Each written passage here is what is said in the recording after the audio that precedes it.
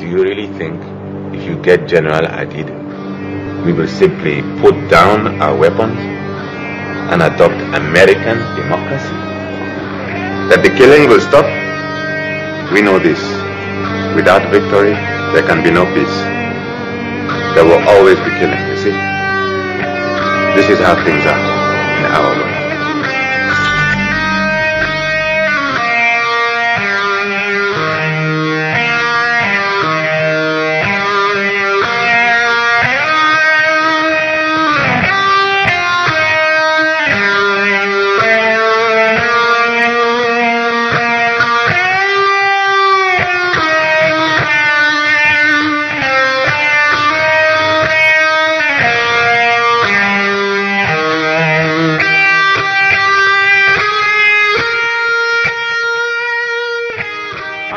Seventh Son, and sitting in with me on the TRS Death Panel this week, blog contributors Mike Enoch.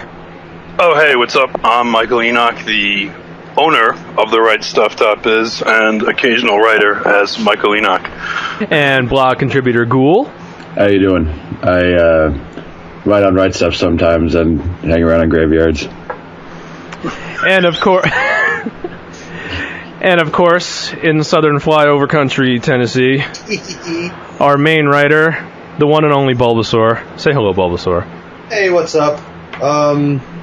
Yeah, I'm the guy with the stupid accent that won't shut the fuck up about a bunch of stuff, and I'll probably chap your butt at some point. You say that, yet in the last podcast it took about 40 minutes before you actually chimed in and said something. So we'll just leave that there. I'm not trying to get on your case, right? It was like 20 minutes. It was brooding. Yes. Yeah. All right, so I guess last time we chapped a few butts, which is good. That's what we were here for. But yeah, you know, you think you come out and you explain, you know, your thoughts, and you try to put out there that the ANCAPs don't know what you're talking about and don't get it, and yet they come back right with the arguments you predict from them as if they weren't even paying attention. Who'd have thunk it? And it's not necessarily just ANCAPs. I mean, we're getting a lot of the reactionaries as well, and you know, pretty much anyone that's kind of reading our stuff and is kind of just as stupid. Yeah.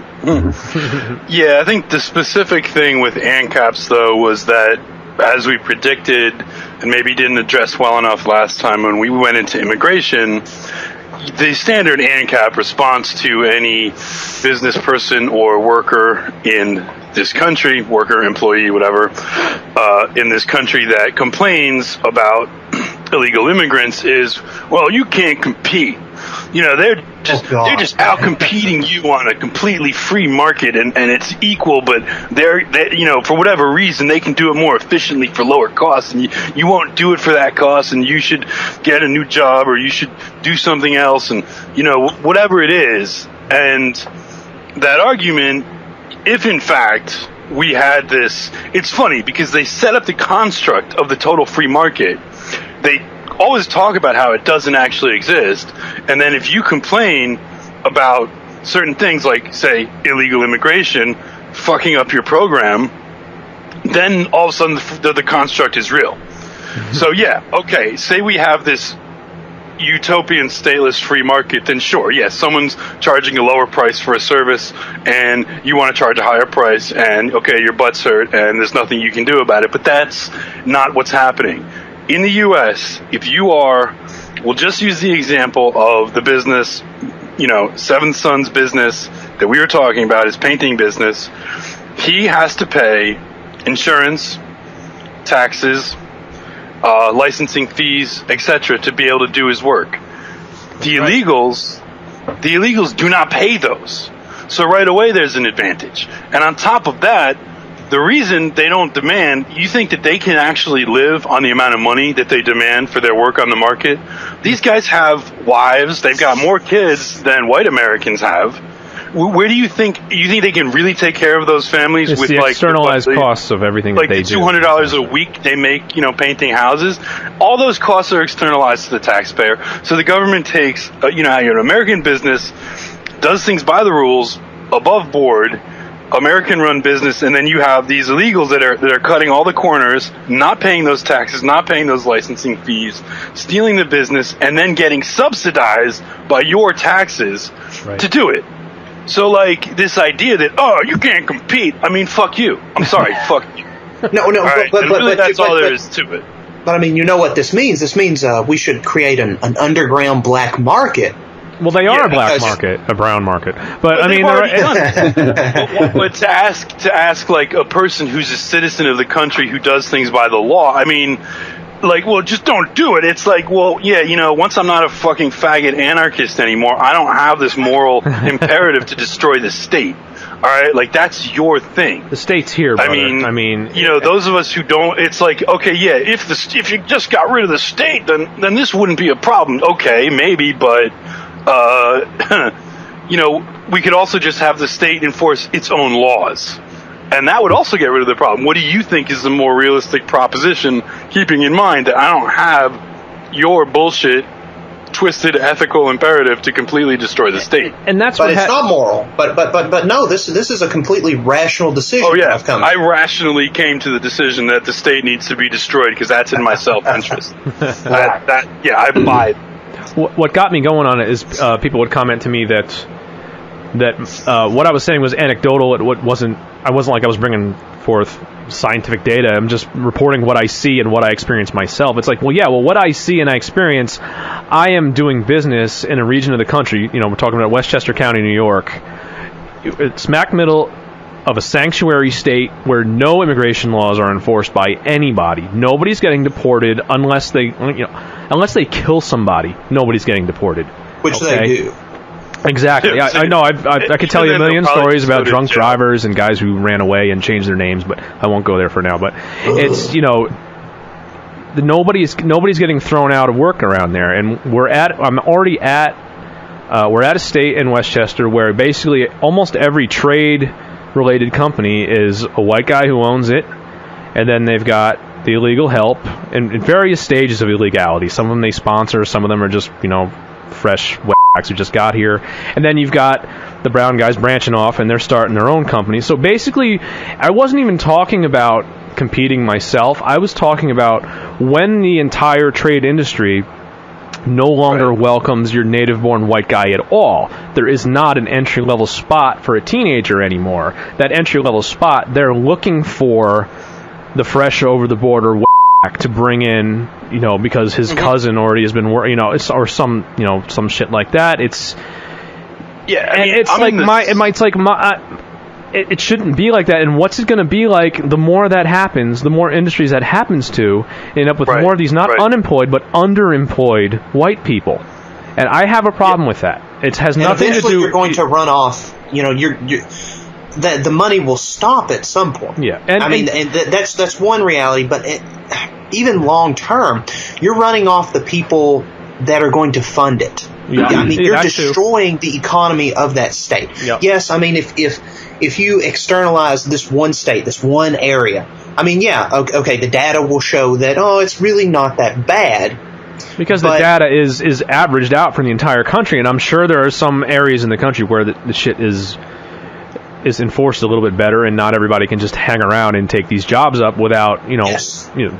But here, I think what you had said about like the culture of it is important, because it's like, I'm in the city. You're upstate. I'm in the city. You know, you've been down here too, though. The trades here are also all Mexicans. Like construction trades are all Mexicans. I mean, the trade union didn't do shit to prevent this. Right. You know, it's and to the extent that, and the trade union, you know, is all I don't white even guys. think. I mean, there's different union stuff. I mean, there's different union stuff. The actual construction workers union is actually they're actually conservative, funny enough, because it is like this enclave of white workers, but they don't really, I mean, I don't even know if they get hired, but all I ever see doing construction are Mexicans. Like every project around Manhattan, it's just Mexicans. Right. And it's like, think about, not just like, even if you are like a white teenager, working class, you want to enter a trade, if you were to go on the job, who are your coworkers? Who are your comrades? Exactly. It's just a bunch of It's like you can't relate to these people. Like I have myself tried to do jobs where my coworkers, or I worked in a warehouse when I was a teenager. Like every coworker, like what am I supposed to do? I'm like in the break room eating my sandwich. Like there's no camaraderie. Nope. There's no work spirit there. You know, there's no friendship. There's no. It's like they're all sitting there chittering away in whatever Spanish, and I'm in there eating a turkey sandwich. Like, you know, like like what the hell, you know? And you know, so I just imagine what it would be like. You know, so why would you even bother? Like, why would you even bother? Well, we're going to end up try to learn a trade anymore as a white teenager. I mean, you're going to end up with... Now you know that because we have an issue here, that this is going to conflict with some of the stuff we've been saying about it not being so bad, because... Well, it's not so bad. I make my way through it. Yeah. Look, but it really doesn't. Is kind of the thing that's bugging me. That's right. That's another component. Well, if you're looking at things in absolutes, then sure, that's being a fucking moron. It's like living inside the United States, pretty nice. Here's a problem, and it could get a lot worse. Yeah. Therefore, let's abandon all hope. Let's call for the total destruction of our government. Let's completely say that our country is the worst thing that ever arose in history because it destroyed all traditional values and it's run by Jews. Because, we have a problem with too many whacks coming in. So therefore, like, we just have to completely abandon everything. And, we're nationalists. But you can't be a nationalist for the United States. We're socialists, but you definitely can't have this kind of connection with your people. Yeah, you can't actually, we're for community, we're for nationalism, but, we need don't to fact, actually, we need don't to fact actually like pictures and shit. That's what the Germans did, right?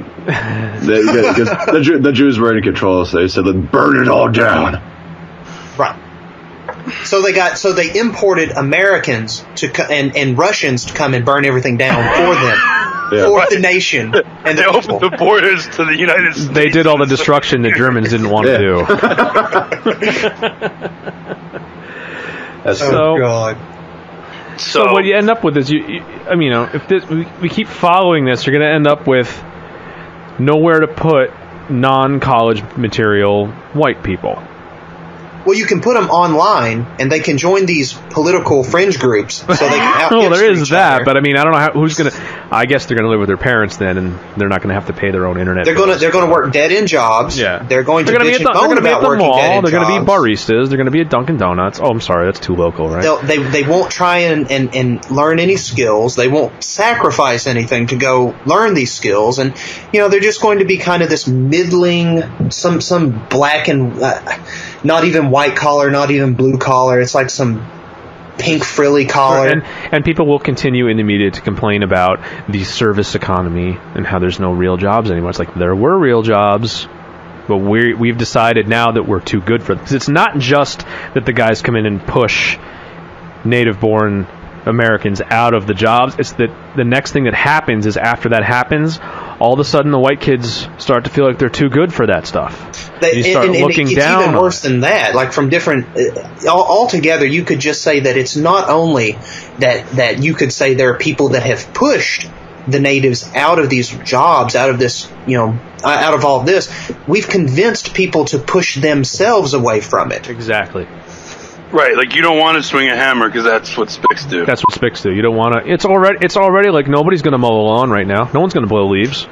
I mean that line of work. Ask anybody about. Well, why don't you go do that? Oh, that's the first. I'm going to sit around and bitch about my. That's proper work for teenagers. Yeah, even when I was a kid in the '80s, like that's what you did. Yep. Like you went around, you fucking shoveled snow, you raked leaves, you blew leaves for your neighbors, and you earned cash. That's the first. That's the first slur that you put on those kind of workers, as you call it. It's leaf blowing or lawn mowing. It's that not that it's much of a skill, I guess, but as an entry level, like learn how to work, it can be valuable. But that is like you don't even go there at this point. It reminds me of a lot of the anti-college shit that's spewed around because people claim, well, look at all these people with degrees, but they still have shit jobs. Clearly, clearly college is useless. So it's like, what are all these fucking like?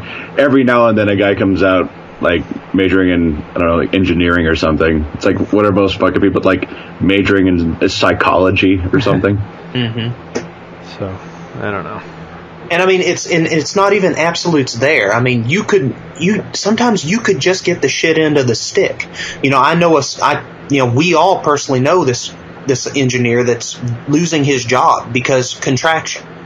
And he's just going to pick up and move to another location. Because, you know, not all of us have the spirit beaten out of us. Or it's not even beaten out of us. He chooses to have agency in this situation. Like, he actually got his shit together. He got an RV. He's moving up to where they're... If we're talking about the same individual. Yeah. I think we are, yeah. He knows where... I mean, that's the thing. It's like if your area becomes depressed for... I mean, there's a lot of reasons that happens. Voting Democrat's not going to change it. You know, definitely not going to change it.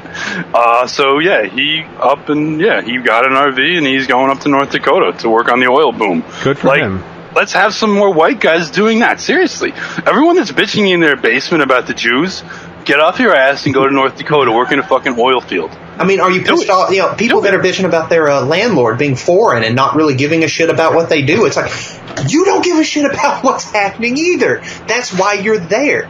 The reason you are there with that guy that doesn't really care about you is because you choose to be there. There are two parties involved with this guy. Dude guy, you've got to fix this. But no, people just like to sit around and let things happen to them.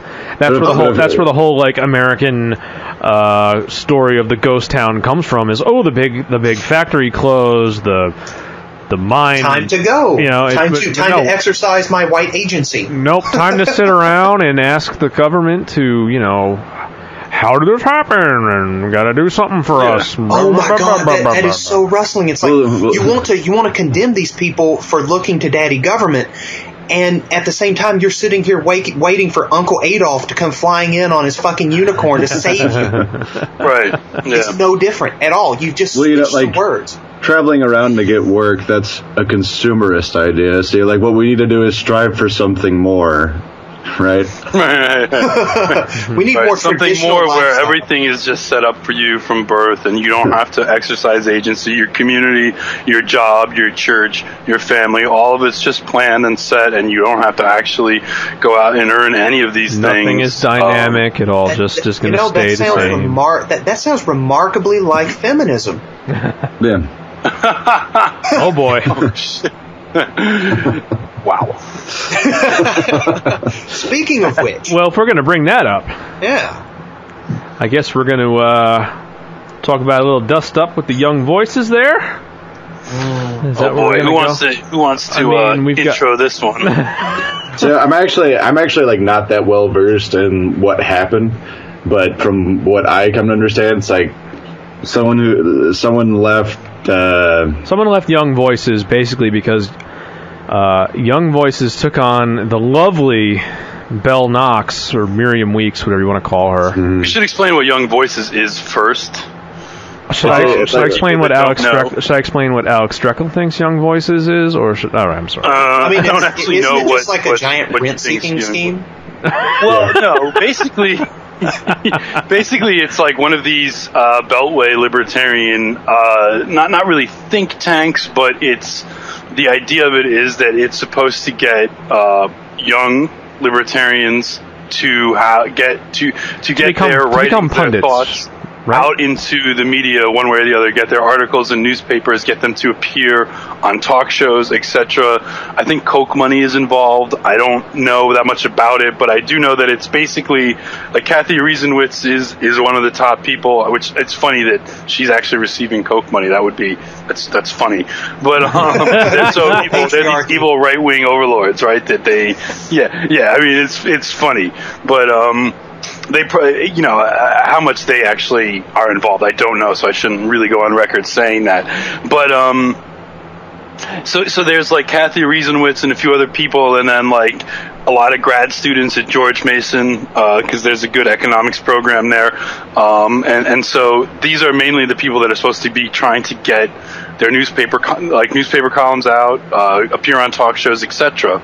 These are basically and the people. Then all of a sudden, Bell Knox. Well, you know, she is recruited into the fold. Yeah, she chokes on cocks. Therefore, she's a good voice for freedom and liberty in the United States. Right, Because I mean, if you want to choke on cocks, that's between consenting adults and the consenting adults watching you choke on cocks. Right. And facial abuse, yeah. ergo freedom. Yeah, exactly. You know, there's no externalities. There's nothing bad going on there. That's all on the up and up. It's good. Yeah, Right, and so you can't shame her because that's bad. But if you shame her, I will shame you for shaming her. Because that's it's the coercion. thing. It's coercion, never right? use shaming to control social behavior. So you shouldn't shame, and you should be ashamed of yourself for shaming. But what's crazy about this is this woman. Her name is Pamela Stubbert. That's all we need to say. All right, her name is Pamela. Well, Yeah. I mean, her blog is out there. It's out publicly. Yeah, so this woman Pam, she disassociated. She wrote a very nice column. That's the thing. She did not shame Bell Knox. All she said was, "I don't want to be associated with you." She didn't say you're horrible, you're a whore, all the things that I would say. She didn't say She didn't say what we would say. She didn't exactly. She didn't say what we were all thinking. She was really nice and diplomatic about it. She said what we were thinking. Exactly. She was basically just saying, "I don't like this. Peace out." It's more than just that, though. Like, her argument was more than just that. It was that it's not just that, I personally want to disassociate from a porn star, even though maybe that's what she was thinking. It was that Young Voices is supposed to be a legitimate intellectual organization that's trying to put ideas out there, and by promoting a porn star with no intellectual credentials, you are signaling that your organization is actually not intellectually serious. Right. You are saying that we want to be edgy and hip and jump on to the young generation and things that they're going to be interested in, and since they're really only interested in their genitals, this is something... You put that way nicer than I was prepared to. Yeah, but so it's not just I don't want to be involved in an organization with a porn star. It's that what does elevating a porn star to the front person of this organization say about the organization? It's not just, ew, she's a slut and a whore and get away from me. But this translated to she's a bigot who hates sex workers. The response was sex workers. My favorite phrase in America: sex workers. It's a violation of the non-aggression principle now too. Didn't the non-aggression principle it has a really confined and autistic definition of exactly what aggression is, but it's what is it now? What is it? What is it now? Aggression just means don't be a meanie. Yeah, that's the non-aggression principle. They try to justify. I debated with some of these people, and these people's thoughts are so perverse that it's this guy was talking about objectively doing harm, and it's that's actually. That actually doesn't have anything to do with the supposed libertarian non-aggression principle, at least as I understood it when I entered libertarianism about 12 years ago. Saying mean things and making somebody feel bad, that didn't most libertarians. I couldn't think of one that would tell you that was a violation of the non-aggression principle. And he's if you shame them and then they're forced into underground cultures where they'll do themselves harm, and it's that's not your problem. I mean sex work? That's their freedom. Yeah, I was about to say porn. Wait, isn't that exercising their liberty or their? See, we should just keep shaming them because then they'll be empowered. Think about all of the obligations that puts on you towards another person, all the positive obligations which the non-aggression principle is supposedly against, that puts on you so because if you disassociate from people, they'll feel bad, they'll do self-destructive things, they'll get involved in dangerous subcultures, they'll do X, Y, and Z. You now are obligated. That's going to lead you to straight down the road to totalitarian socialism. Well, they've taken on the Tumblr narrative that anytime you disagree, it's all microaggression now. It's not aggression; it's the special microaggression. So. But yeah, and fucking Pumpkinhead is leading the charge on that. That's their whole thing. That's their whole thing. There is nothing. We're going to sound like we're defending old school, and in some sense I am defending old school libertarianism. I mean, libertarianism was right wing as fuck when I jumped into it. It's obviously different now, and I get why people think it's extremely gay now, but like, because it really is now. Because it really is fucking gay. Well, like, it started to, I don't know, in 2004, if someone said they were libertarian, you knew exactly what they represented. And now, like, I went to a party a few weeks ago, and some guy announced that he was libertarian, and then went on to explain why gun control is a good thing. It's like, I don't know what the fuck to think anymore. But like, yeah, that's crazy. That's like, I'd like to hear that one. If there's one thing you can count on, it would be that libertarians would be for gun ownership rights, like across the board. Yeah, of course. And I'm also like, I realize it's like a vacuum. I'm not saying that, like, that's an accurate, a view that's everywhere with left libertarians. But I mean, like, he basically confirmed that he was a left libertarian, but just described himself as libertarian. It's like, well, what the fuck? Left libertarian means like Democrat, as far as I don't understand the difference there. Is it like I'm a left libertarian, but I'm a Democrat who doesn't like taxes as much? I don't understand what it even is. It's Democrat like, with I'm a left libertarian that, like, we could have a free market as long as we eliminate bigotry. I'm an oxymoronic Democrat. Then we have to have, like, it's okay, like, government, like, the worst thing, we can have capitalism, but nobody can profit. Everybody has to break even. Right, yeah. It's like, in real capitalism, no one actually makes money because everybody's incentives equal. Like, they actually believe this. I mean, we could go into the economics of this and why they believe it. Like, they actually believe that without the state, the economy reaches equilibrium, everybody cooperates voluntarily, and nobody profits. And, like, everyone ends up with just about the same amount of wealth. Like, they really, like, Kevin Carson and those people, like, oh my God, that's what they think. Well, because the model of their economic model, if you want to call it that, it's like, see, there's a huge pile of gold, and you're supposed to take a little, and then you put it back. You put it back, and when it you're just done goes with like we go in a circle. Yeah, I mean, that's not like specifically his. I mean, I don't want to go into the nuances of what his theory is and why he arrives at this conclusion that without the government. Thanks, I don't want to listen to it either. But yeah, it's completely retarded and boring.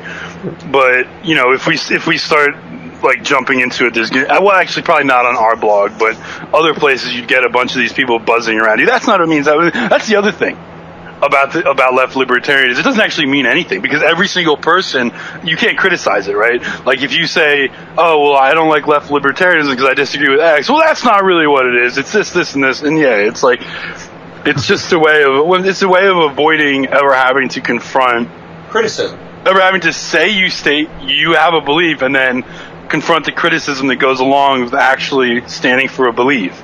Like, if you're actually just a commie, which there are actual just commies that will argue communism, and they're wrong, and they're fucking probably deserve ovens, but, like, they deserve it more because at least they'll defend their principle. Right. I can at least respect you as an adult. When they come out and they admit it, sure. I still have a hard time respecting them as an adult, but at least they'll say what they believe. Well, I mean, I respect them because they have an adult mindset. It's for a childish kind of worldview, but it's still it's coming from an adult perspective, and that kind of ties into the whole anarcho-capitalism, the arguments we're having with some of the rad trads and all those tards.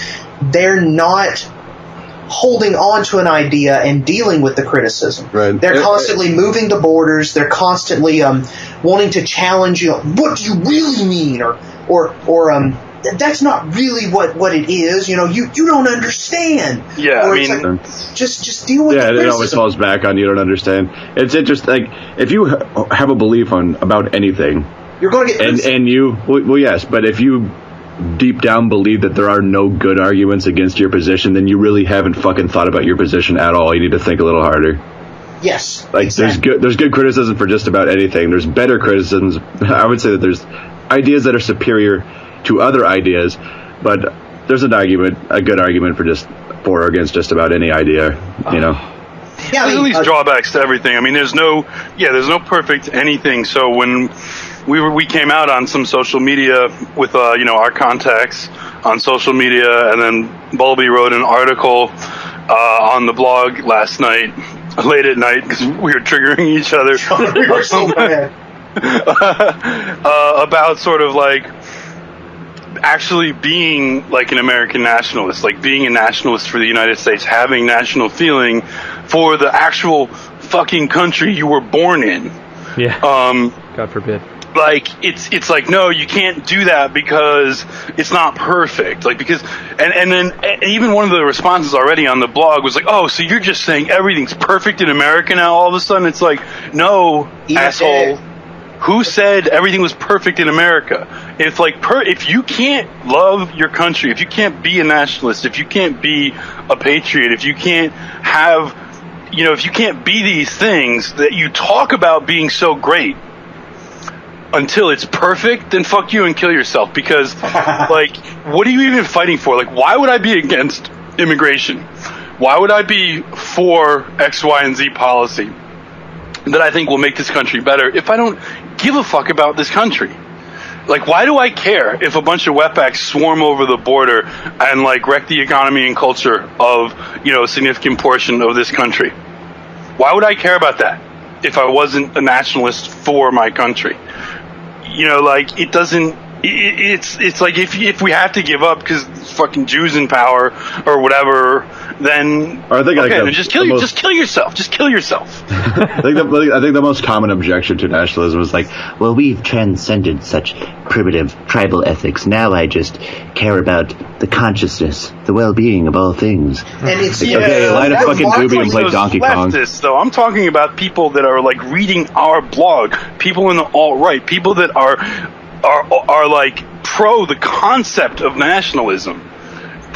But no, you can't actually do it though. You can't actually be a nationalist. Well, they channel it to race. Like, I'm a nationalist with race, but screw the government. It's like, I don't know. I mean, that could lead into 10,000 discussions. But honestly, it's like, I honestly don't give a fuck if you're white. Really, I just kind of want America to not turn into a piece of shit. Really. Right. And it tends to happen that flooding the country with different colors, creeds, that's probably not going to be good for the nation. There's a lot of data that supports this. It's not necessarily a 100% thing, but we can kind of go with that. And going by a pragmatic understanding of like, this is reality, of this is what I want. This is what I have to accept in my reality that I did not get to decide on, that I want to get my views, that I want my ideal. I have to kind of weigh it against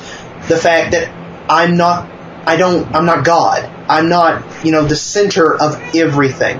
That, if I say I'm a nationalist, I probably need to actually try and be a nationalist. Right, but we all hate ourselves. Like, let's actually stop hating ourselves. Well, start with yourself. Can we actually not hate ourselves? Which is something I've talked about a lot. Is so that with the alt, like within the alt-right specifically, alt-right community. Like, okay, you hate America because X, Y, and Z, and you want to overthrow the government, but whatever. It's like, okay, then do it. Or is there a plan? Or are we just going to talk about it forever? You're not going to fucking do anything. So how about we work within the frame of reality for our best interests? Well, we can't do that because the Jews. Fuck you. Yeah, and or it's like, here's a conservative that you could vote for that would probably, you would help enforce some of these ideas that you hold. Oh my God! Oh, so you want us to vote? You want us to vote Republic? Oh my God! You fucking idiot! That is just like an argument me and Mike were having with this ANCAP, and it was like, okay, Rand Paul, he's probably going to push some agenda. He's going to have some planks that will practically advance your goals as an anarchist. Why can't you support Rand Paul? Well, because he's not an anarchist. Shut up. Are you going to push something that's going to advance your ideal in reality? Right, like he would actually roll back this state. I mean, if he were, which he probably wouldn't win, but whatever. Like, let's assume we can actually get Rand Paul in the Oval Office. He could actually push back the state on some frontiers that would be beneficial to people in this country. I think he would actually, I think, halt or reverse some things that are really bad, or not enforce some things that are actually fucking things up. I think you can even get him on board with immigration, although I mean, whatever. But yeah, I mean, so why couldn't you? I mean, I don't want to be politically stumping for Rand Paul, but there's things out there you could do other than just sit around waiting for Adolf Hitler to come back and waving the Volkish flag and because that's just you might as well be an ANCAP, you might as well be an anarcho-communist, you might as well be just another impotent person. And the other thing, it's okay, so you're so traditionally right-wing, you're so invested, where's your wife? Okay, where are your kids? Go to church on Sunday? I'm sorry, I don't want to be a dick, but I mean, I really wonder this about some of these people. What is your practical life like that will actually give you the gravitas to speak about these things? Well, and that's the thing. A lot of them are just just head cases. They're just dumpster fires. I mean, they're into drugs. They're into homosexuality. They're into the degenerate culture that they're criticizing. Mm-hmm. It's shut up. I mean, here's a color book. Go color. Go fucking color. Go play. Go outside. Go to the jungle gym. Play. So, Find a rope and hang yourself. I think a lot of it is it's a channel to avoid reality. Self-doubt. You know what I mean? And it's you might have some guy I differ with a lot of people in the outright on this, but it's when it comes to gay people, I don't really have a problem. It's the gay culture, which I have a problem with. And when there's some guy who's way into the culture at the same time running or an article site or a blog or whatever, where he's talking about all the degeneracy that needs to be removed, it's it's that exactly what it sounds like. It's just making excuses for himself. It's really, really gay. But I mean, and honestly,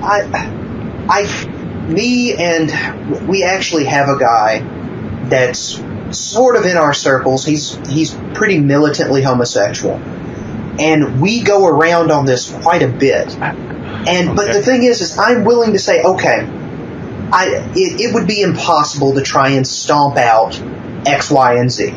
I agree with that. I agree that there are elements of this popular culture, this popular vulgarized culture, that's inherent in human action, human society. We're always going to have that. We've always had it. I understand. Believe me, I under-fucking-stand. But at the same time, you have to criticize it. Criticizing it because we're putting it on a podium. An oven. Yeah, I mean, I'm not saying oven everything oven all of the things I dislike. Oh, I'm not saying that. I'm saying that. On. I mean, that's such a disappointment. I have such a huge oven and there's nobody in it. But it's at the same. You have to be able. There has to be a pushback, but there has to be an intelligent pushback. You can't have these impossible standards that you basically have to keep you as a child. Well, it's childish things. To escape that, what you need to do is create a very logical and intelligent reason as to why you're not participating at the same time. Because you have anarchists all the time where it's okay, you want less government. Here's like you were saying with Rand, it's why don't you vote for him? Well, because the whole voting system's fucked. Because when I vote, it's like telling someone that I want them to do what I want at the point of a gun. That's voting made a difference. They wouldn't let us do it, man. It's okay, what happened to fucking Cuba when they all decided to stop voting? Just wondering. Or I mean, and it's even more egregious with the alt-right. It's getting worse because honestly, a lot of the alt-right come from the libertarian milieu when it was pink dildos under Ron Paul. And they're bringing in all of that dildo baggage, and they're not fixing the fundamental problem of not growing up. And they're saying the same thing. I can't be a Republican. I came around and said, look, if I really do hold these views, and I really want to achieve these things, despite all the things wrong, with the current Republican Party, that's still the best vehicle. And people are saying, no, it's not. There's you're another one of them. You're not going to fix anything. Blah, blah, blah, blah, blah. It's cool to have all these identities. It's cool to like hold all of these like doctrines that may or may not make sense. But politics is more than fucking Pokemon. You know? You just told Bulbasaur that. I should point that out. Bulbasaur is an exception. Yeah, I mean, it's a difficult thing because I get where people are coming from. Yeah. And part of me is just like, look, you do something. I mean, you are mostly engaging in an excuse for complete paralysis. And even if you can't change the United States, like, it is extremely huge and intimidating force, and it does a lot of bad things. But I'm not even asking people to love the United States government.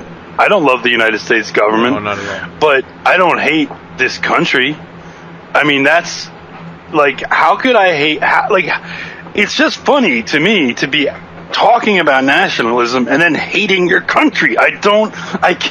It makes no sense. I can't get behind it. I cannot get behind anti-Americanism. Yes, the U.S. government is a colossus that has a lot of bad things. Can I throw something in on that? I was just going to say that when you talk about all these, whether it's an anarchist or a reactionary or whatever that's saying that the participating in the process isn't getting anything done. It's like, I've been, trolling some debate groups where these people talk about the Tea Party way too much, like liberals. Yeah. So basically, there's kind of a blueprint there where you really can. It's it's not just voting; it's getting involved with the party itself and changing who runs it and what it stands for, and it can be done. The Tea Party did have an impact on the GOP, and even if it's not winning, and even if it's the liberals can't. The hardcore liberals, the wackadoos, cannot stop talking about the Tea Party. Yeah, they're so paranoid, and it's crazy. So there is something there that you can do. It's not totally lost. I'm sorry. I mean, look at how they reacted to what amounts to a bunch of NASCAR fans. Exactly. I mean, imagine what would happen if you had some halfway intelligent people put down the dildos and go and do the same thing. You just might be able to get some of your little super special ideas to happen. Right. I mean, because it's not that we, or at least I, don't think voting for the right guy is going to fix problems. It's a cultural thing more than anything. Yep. Right, and I mean, you love like my white workers in the United States, right? Well, what do you think appeals to the white working class in the United States? Do you think it's your odd, like, esoteric Euro nationalist paganism, or do you think it's the fucking Tea Party? Like, where are they going to gravitate? Personally, I find the Tea Party a hell of a lot more attractive than that stuff. I can get behind this. Like, yeah, don't take my guns, get off my property, waving the flag. I'm fucking right there with you, man. Yep. Yeah, I like that. Yeah, I'm down with that shit. And it rustles. Oh my god, that's the main thing. Like, it rustles liberals to the fucking moon. I was involved into outer space. I was involved in a debate that was. The question was, does the Tea Party help or hurt the GOP? And with all their political wisdom and their their need to help the GOP win future elections, a bunch of liberals, it's hurting. It hurts so bad. They're destroying. They're so ignorant. It hurts the GOP because it makes the GOP actually in opposition to us. Exactly, and they're just they're so paranoid and worked up and rustled over the Tea Party. I had guys telling me that Mitt Romney was a Tea Party candidate. And I'm just kind of sitting there like, he's really like one of the most milquetoast, moderate, you're telling me this funny, guy, like it was crazy. Presuming to lecture me about, like, conservative politics. Like, trust me, dude, I know better than you. Yeah, thanks for the advice, bro. I'll keep that in mind next time. Now, you do realize that we're now going to be Tea Party patriots, and we definitely are the same. We're part of the problem, man. What is the fucking problem right now? Define the problem. Yeah. What exactly is the problem? I can't find my bottle opener. That's my problem. Tell us how you can fix the Tell us how you can fix the country and the culture and bring us to utopia from the comfort of your computer chair in your mom's basement. Please, I want to know. See, we're going to have a revolution, and I'm gonna draw out the plans, and I'm gonna use D&D figures to help with visuals.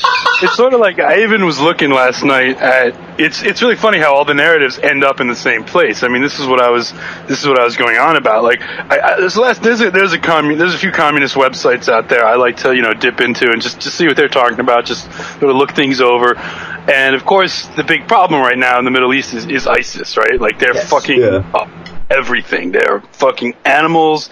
They're savages. They're cutting off heads of Christians. They're just fucking putrid, wretched filth that needs to be eradicated from the face of the earth. Yes. But, so I'm looking at this communist website, and they're talking about, like, they're completely avoiding the issue. Like, oh, well, there would be no ISIS if not for George W. Bush. And it's like, yeah, we get it. Like, we get it. But what do you do now? And so somebody jumps into the comments section and says, well, ISIS is a evil right-wing religious reactionary force that's killing people right now. Oh, no. What do we do? And the guy responds, the first thing we need is a mass socialist revolution in the United States to get rid of the corporations. And I was like, I just fucking laughed out loud because I was like, this, of course, right?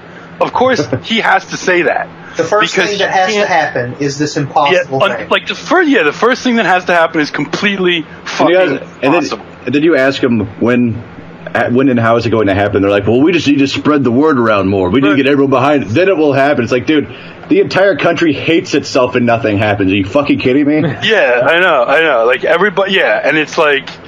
To pretend like the U.S. government is a bigger emergency than like ISIS. Like, no, dude, no, like that. They're actually chopping people's heads off right now. Jesus, you know what I mean? Like, yeah, and it's true. Like every article I've seen, communists, but you would get the same thing if you went to an ANCAP blog, if you went to an alt-right blog. Like, I mean, some people on the alt-right might even like ISIS. I mean, for the love of God, I don't, Oh God, I hate that crossover. I hate that alt-right Islam that might crossover. actually be fans. But then I'm thinking, like, even those that would say it should be dealt with, I'm like, all right, so seriously, he started to bomb. Bombing's not enough. Would you support, like, seriously, would you support putting our troops on the ground to kill these fuckers? We can kill them. We have more than enough capability to fucking kill them. And, like, people will not support it. Like, even people that say they are pure evil, they need to be destroyed. It can't be the United States because of the military-industrial complex and the corporate media and the Jews and the, and it's like, dude, if not us, who's going to fucking do it? I actually don't even think we're going to do it. I think we have to. Yeah. I mean, like, what is it? Like, is it? It's political selfishness that keeps people from acting, and I mean that on a major level. It's like the left doesn't want to take action because it's like, well, we pulled out and said everything was going to be safe, and if we go back in now, oh boy.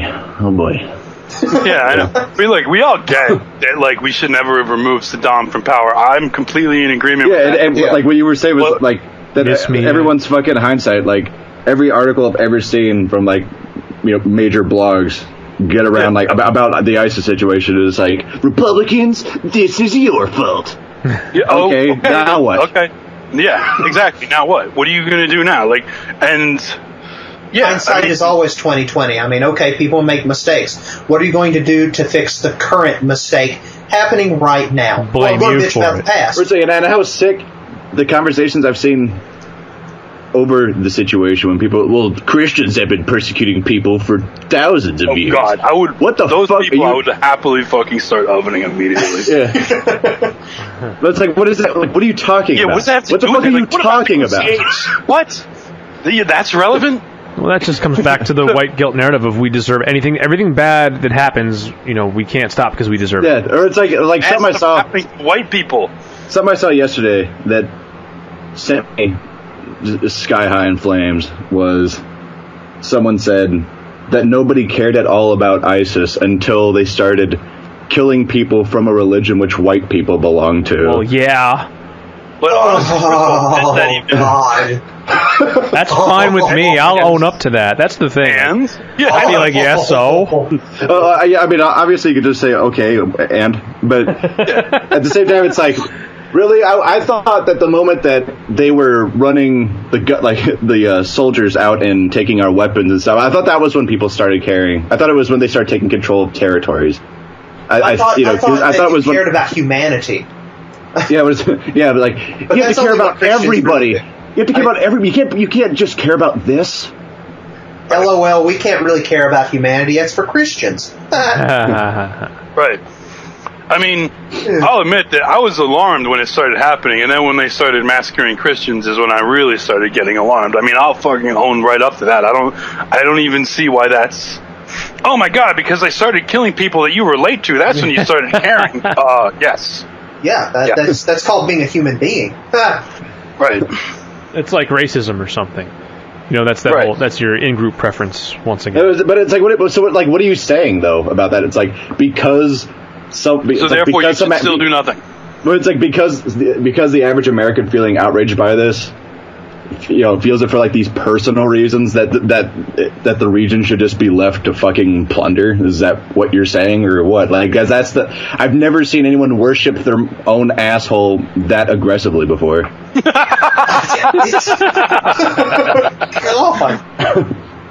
Alrighty. Right. I mean, everything comes back to just everything comes back to just you should always do nothing. I mean, every narrative comes back to that, and that's just what's starting to just drive me absolutely nuts. Yeah, it's and no one is safe from it, and it's and even the whole white guilt narrative. I mean, that's really just a reason to stay home. That's not really. No one really acts on that. I mean, you'll see a couple people that'll pose for pictures, hanging out with some black people, and they're wearing collars, and it's super ironic, and oh god, it's awesome, and it's going to trigger the NASCAR people, but they don't really care. They don't. And that's what it is. It's you just want to stay at home and not feel very interested in anything, and drink your sugary beverages and not really understand anything you say you believe in, not really believe in anything, and then you die, and that's it. It's funny that those people put collars on themselves. It's like that's an interesting metaphor. I mean, but yeah, that's like I mean that's like if that's the attitude that we want to combat, right? Like, and I want to combat that attitude, then just repeating that attitude with an altered narrative doesn't do it. No. Like we shouldn't hate America for that reason. But we should hate it, but for just a different reason. It's America owns slaves, therefore we should hate it. It's like, no, we should hate it because it doesn't own slaves now. We should. It's like, but dude, you're not advancing anything. You're still agreeing with the leftist. I mean, Right. it's like agreeing with liberals for the wrong reason. No, you're agreeing with liberals for the right reasons, because it's going to accomplish the same thing. Right. Jesus. So, that leads us, all this America hate, leads me to ask, Michael, from what I understand, there might be a movie or two that you're looking forward to coming out soon here. This movie. Okay. I don't actually know what this movie is, so. Oh, good. We get a chance to explain it to you then. Great. I'll show you the trailer to it later. We'll post the trailer up on the site. There's this movie coming out. I think it's called Camp X-Ray. Yeah, it's called Camp X-Ray. Stars, I get. What's that actress's? Doesn't matter. The one who looks like Kristen she's Stewart, the one smelling The girl that farts. the one that always looks like she's smelling a fart. Kristen Stewart and some sparkly Muslims. Yes. Right. So so she's like, from what I gathered, the trailer was like 2.5 minutes, but you get the whole thing. I mean, this is so typical of Hollywood. You get the whole thing in those 2.5 minutes. No need to watch the movie. So she's like a soldier. She goes to be a guard at Gitmo. She's patriotic. She believes in the system. You know, she wants to help fight terror and fight for freedom. And right away, she's confronted with some, like, burly southern white rednecks that are, oh wow, they seem to have racist attitudes. They seem to be really tough and have like racist attitudes. They're the guys that killed really, Avatar. Yeah, they guys that killed, and like they seem really mean to these prisoners. And then there's scenes of her being mean to these dark people in these orange suits, and she starts questioning, and then she starts developing a relationship with one of the inmates. Of course. And he tells her about his family and his struggle, and it turns out that he's completely innocent. There's no reason at all why he's in this camp that only holds 100 people, that the U.S. government is just indiscriminately throwing people into this concentration camp with 100 people. You know, that's one of the weird, like the left has been howling tears about Gitmo for how many years, and I mean, I don't know, I'm not going to play like just world fallacy, like, oh well, if they're in there has to be a reason, but it's like, you can't claim the United States is putting people into this camp indiscriminately when there's only 100 people in there. So there has to be a reason people are in there. And even if maybe someone's innocent, I don't know. I mean, but it's funny. The whole thing is premised that this guy definitely is innocent. Right, and then it's by extension, all of them are probably innocent. Absolutely. And what right does the United States actually have to put its enemies in? The exception proves the rule every time. Right, and then so if it conforms to the she makes friends with him, and then like her big evil white southern rednecky soldier boss tells her not to do it, and then he's gone one day, and she has to start trying to find him, and they tell her to stop, and there's a struggle, and then she's getting beaten up by you know, big evil burly southern white redneck soldier, and it's just like, the whole thing is so fucking Hollywood, and it's really funny when I hear people on the left and liberals talk about Hollywood is like linked in with the war machine, and they promote the military industrial complex interests, and like the movies are pro-war. It's like, dude, maybe World War II movies present the United States in a good light, but nothing past that. No, every Vietnam movie I've ever seen, every movie about, I mean, there was Black Hawk Down, but that was an anomaly, and that shit got like completely criticized by even then in that they had the little speech that you think American democracy, blah blah blah blah blah blah blah. You know. Oh, see, I didn't even see the movie. There's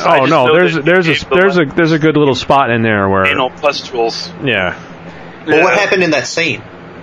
Oh, yeah, there's just whoever they're hunting for. Whoever the Negro is that they get in a room to talk about. Like the Serbians. Yeah, I don't know. Wait, the Black Hawk Down? No, there was Somalis, wasn't it? Yeah, Somalia. Whatever. Oh, Somalia. Oh, I'm thinking of another. There was another. There's another one. Behind Enemy Lines is the one. Oh, yeah. Okay, yeah. Yeah, but that one, because the enemy was white, they could actually be portrayed as bad. Right. But what was the speech? You think we could? It was like an ANCAP's wet dream, because it was here. Because here we have a person of color sarcastically declaring that, you think you're American democracy. I can't do the accent because I don't know, I'm too civilized.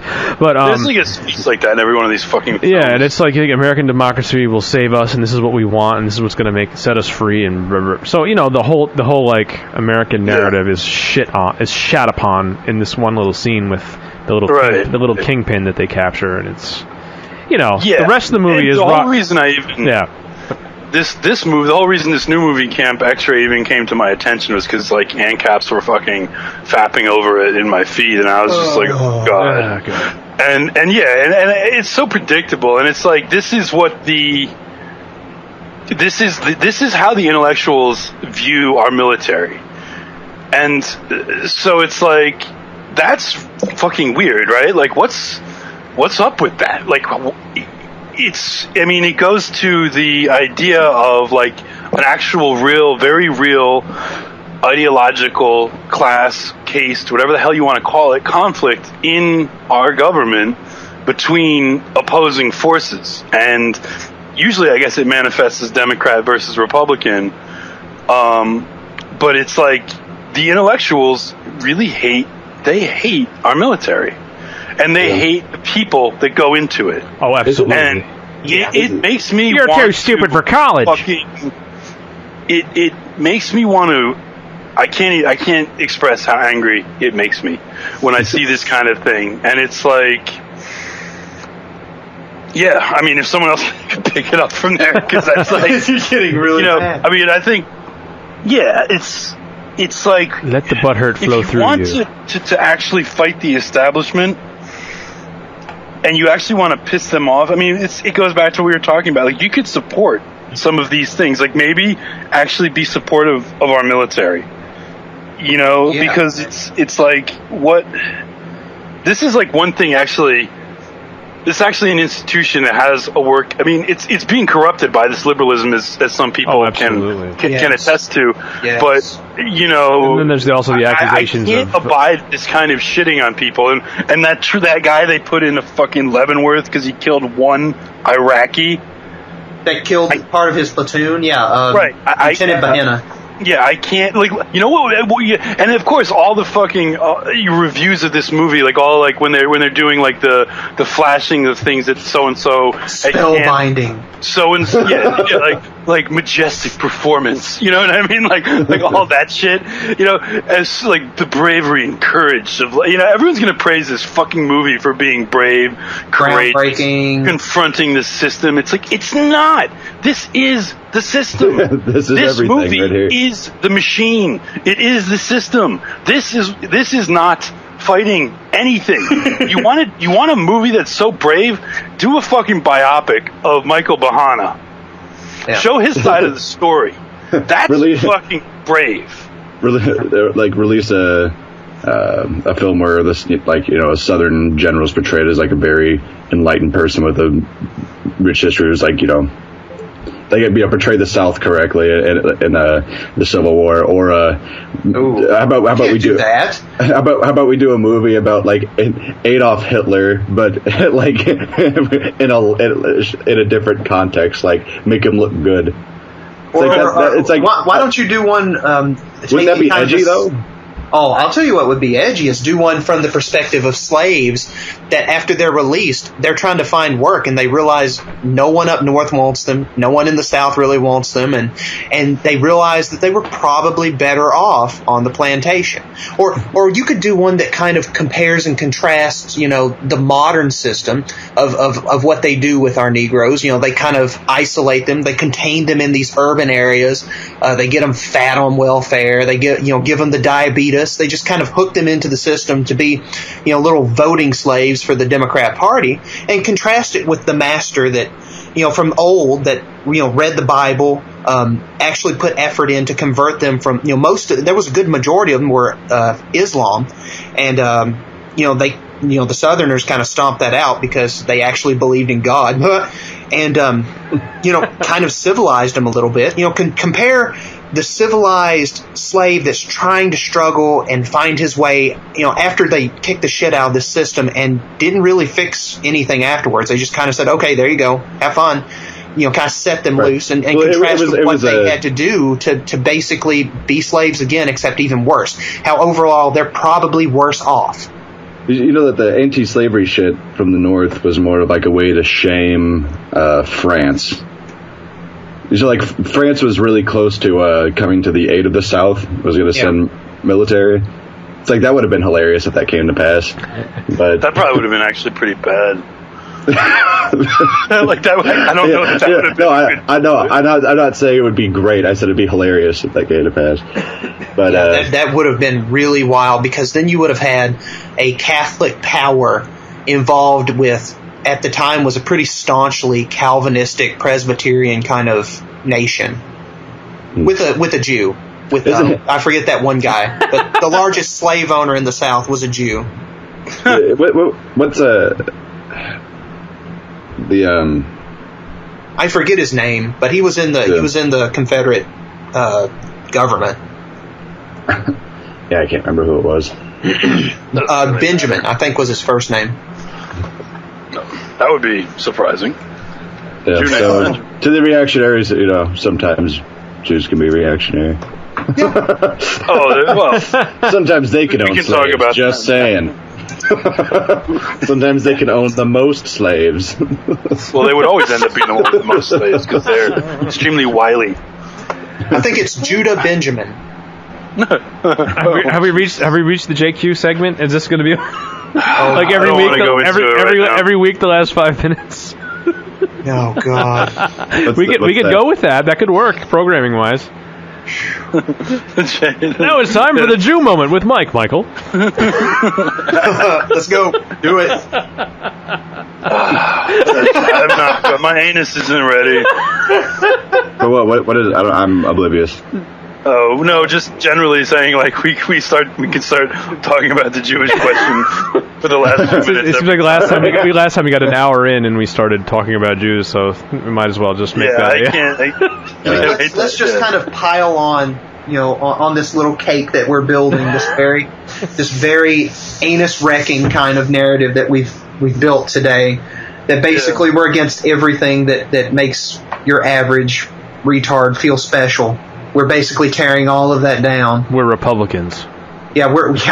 Oh my God, they've come out to be Republicans. That's the worst thing ever.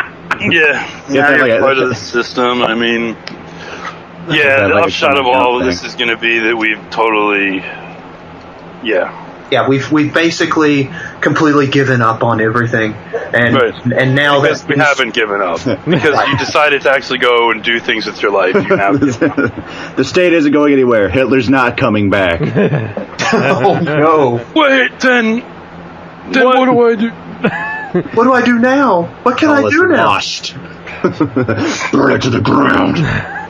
Isn't it interesting how white societies that seem to do well always develop a sniveling intellectual class, and they all sit around and talk about things like anarchy and shit? Like it's happened for so long, and it's still like we haven't changed at all. Nothing about us has changed.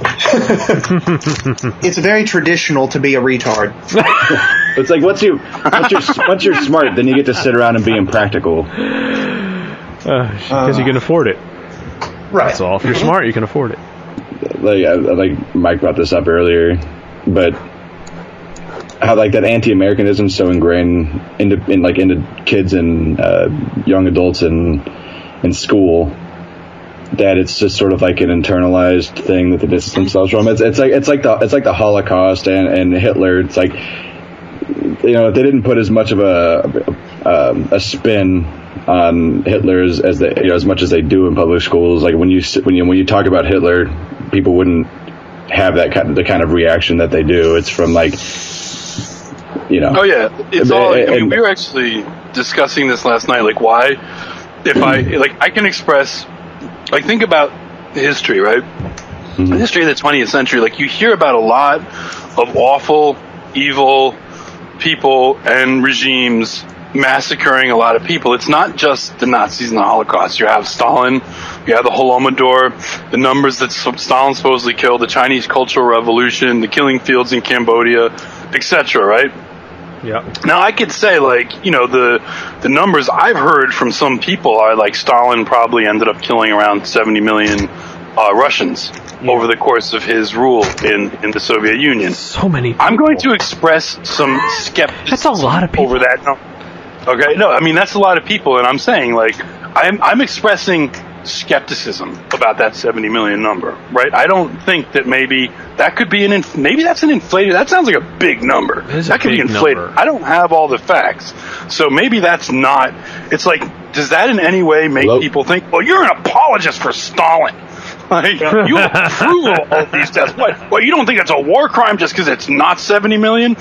And it's like nobody would have that reaction, because, but then, like, well, maybe it wasn't 6 million. Maybe it wasn't done like this. Maybe this didn't happen. Oh, well, what are you saying? It wasn't horrible because, maybe it's they starved because the entire country was bombed out and there was nothing to eat. Right. What do you mean? Right. Exactly. Yeah. And it's like the reaction to expressing skepticism about the Holocaust is completely different from expressing skepticism about anything else. You told, 10 million died here, 20 million here, 50 million here, and like all of that's open for questioning. but this one thing isn't, where it's a very similar story, like an evil government killed a lot of people. Yeah. So, yeah, and that's totally because of that narrative that's pushed into your head from minute one in the government public school system. You've got to, and I don't mean to interject, but you've got to think. You're talking about all the knee-jerk kind of status quo arguments, but now you've got to consider, I won't name names, but we all know who I'm going to be talking about, but a fellow that's so focused on the revision of it, or having, the holocaust kind of narrative, that he ends up, it's like, okay, all of this happened, and it's all wrong. Well, what are your prescriptions for fixing it? And it's all leftist stuff. Mm-hmm. And I mean, that's one reason why the system isn't responding to the alt-right, is because they know, like, they have to know. The people there have to be intelligent people that are kind of adult-minded and connected to the system, and they realize that, hey, these people that are ostensibly rebelling against the system, they're going to come along and they're going to eventually come to our positions. And you see it happen everywhere. You see, traditionalists that, they start talking about the family. They start talking about how my neighborhood is the country, and, I completely stand against the empire. And you push them on it, they start making socialist, kind of viewpoints. They start, they're coming to leftist positions. You get the people with the Uncle Adolf kind of narrative. They start talking about the volt. You get the libertarians. Then they get the sex positivism. It's very leftist. It doesn't threaten the system because it's more interested in kind of ingratiating yourself to this kind of never-ending story kind of narrative. Like you're wanting to be Bastion and you want to name Moonchild. Like that's it. You're wanting to ride the luck dragon. Shut up. Well, folks, that felt like about 4:50 to me.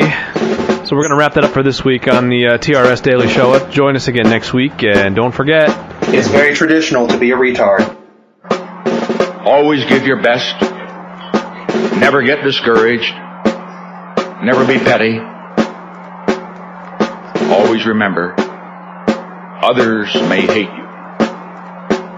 Those who hate you don't win unless you hate them.